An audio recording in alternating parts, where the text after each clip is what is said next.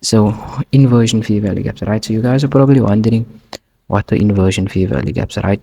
So inversion fair value gap. An inversion fair value gap, therefore, is a gap that traders identify as a potential price reversal.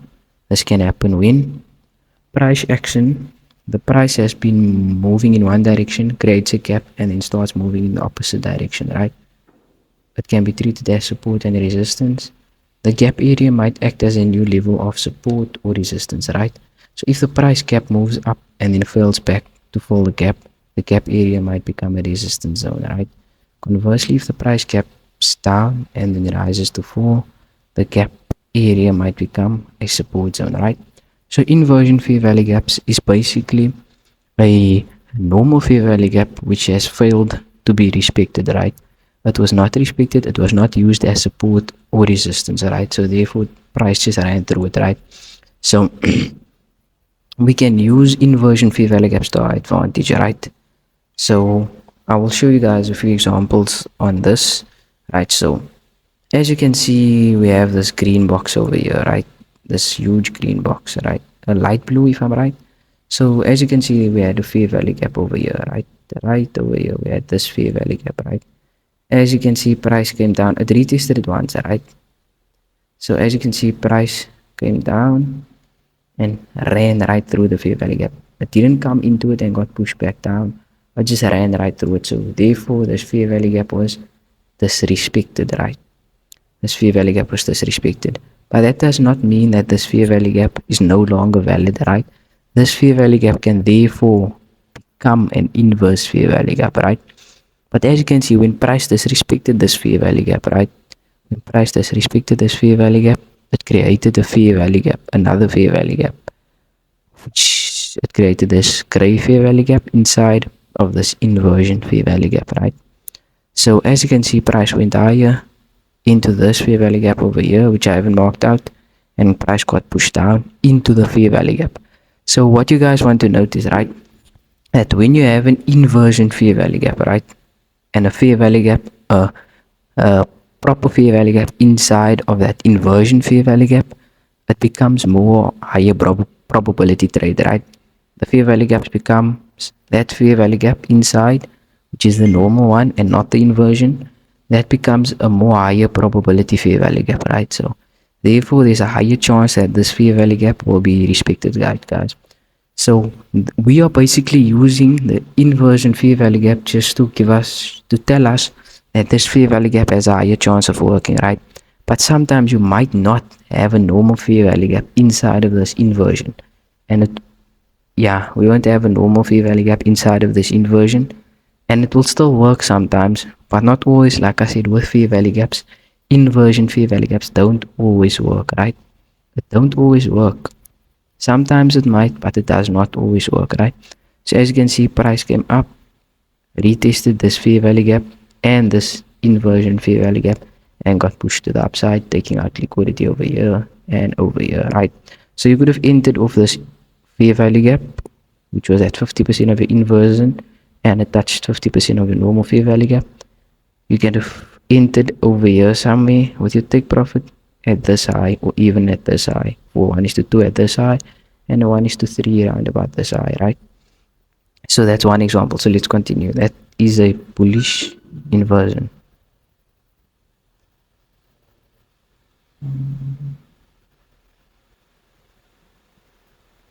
Inversion fair value gap, right? That's a bullish inversion fair value gap. So yeah, let's continue. So now we have a scenario of a bearish inversion fair value gap, right? So as you can see over here, we have this fair value gap over here, right? Price came up, created this fair value gap, came back down to retest it, just tapped in a small little, got pushed up. That wasn't a really big move, but still on a low time frame, you could catch that. But as you can see, this fair value gap got disrespected, right? It got disrespected. But then what happened? Price, when it got disrespected, price created this fair value gap over here, this one over here. Price created this fair value gap, right? So as you can see, what we want to do is we want to change this fair value gap, which was once a fair value gap, into an inversion fair value gap, and then mark out this one. What did price do? Price came all the way back into this fair value gap, this inversion and into the normal fair value gap, and then what happened? Price got pushed straight down, guys. So like I said, not all inversion fair value gaps or even normal fair value gaps will always work. It's not guaranteed that it will work, but if you can find one that has a normal fair value gap and an inversion fair value gap, that's a more higher probability fair value gap. There's a higher chance that that fair value gap might work, right? So you can take your chances and see if it works. If it doesn't, then that's a failed trade. We can come back next time and try again, right? So yeah, let's move on to another example, right? So as you can see, once again, right? So as you can see, this is another example. So as you can see, price came down, right? Pushed up, created this fair value gap over here, right? Created this inversion fair value gap. Actually, at first there was a normal fair value gap. Price tapped into it, got pushed up just a small little, then got disrespected. Right after that disrespected, what happened? Created a normal fair value gap, right? Normal fair value gap, right? But then what happened? Price came down, back up, retest the fair value gap. It just consolidated around this area for a little while, and then it came back up, got pushed down from this fair value gap, right? So you could have used this inversion and fair value gap to give you a higher chance. When price come into this area, it might be pushed down, but as you can see over here, price did not come into this area yet, into our inversion. It only came into our normal fair value gap, which you still could have used as an entry, but pushed price down, right? Taking out this liquidity. Price got pushed all here. For some reason to your left, price got pushed back up, right? As you can see, price got pushed back up, all the way up, right? And then what happened here? Price tapped into our normal fair value gap and our inversion, right? So as you can see again, like I said, it won't always work. Over here, we didn't reach the inversion fair value gap. We just got pushed down based off our normal fair value gap. But then price retraced all the way back into this fair value gap and our inversion, right? Which makes it a higher probability trade. After these weeks, you could have used this to enter. Could have entered over here with your take profit at least a 1:2 or 1:3, or even at this liquidity, right? But as you can see, what price did, price got pushed all the way down, right? All the way down, right? So guys, I want you just to practice this and try it.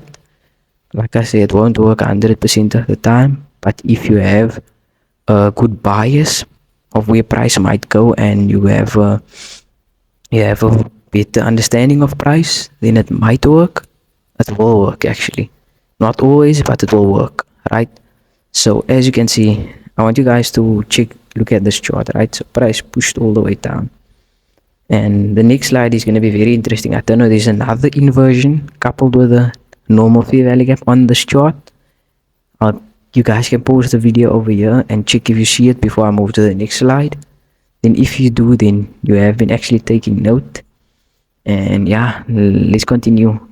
So as you can see, we have another inversion fair value gap, right? When price pushed down, what happened? As you can see, what happened here, it created this fair value gap. But then what happened? This fair value gap got disrespected. When that fair value gap got disrespected, it created another fair value gap, right? That inversion got disrespected, it created a normal fair value gap, right? So as you can see, we have our normal fair value gap created, and we have our inversion created. Inside of that, our normal fair value gap. What did price do? Price came down into these fair value gaps, right? Inversion and the normal fair value gap. And then what happened? Price got pushed up. Retested over here, got pushed up, came back down, retested it again, and then got pushed even further, right? Guys, like over here, you can see we created this fair value gap. It got disrespected, creating this one over here. That's our inversion. That becomes our inversion. That's our normal fair value gap. What happened? It got disrespected, right? It was not respected. As you can see, price just ran through it, came back up, and then just pushed down back to the downside. So that fair value gap will not be valid. I wouldn't consider that as a valid fair value gap. But yeah, guys, so I want you guys to go back and practice this and see how you get along. And when you're done with that, if you have any questions, you guys can let me know, right? So yeah, that's it for today.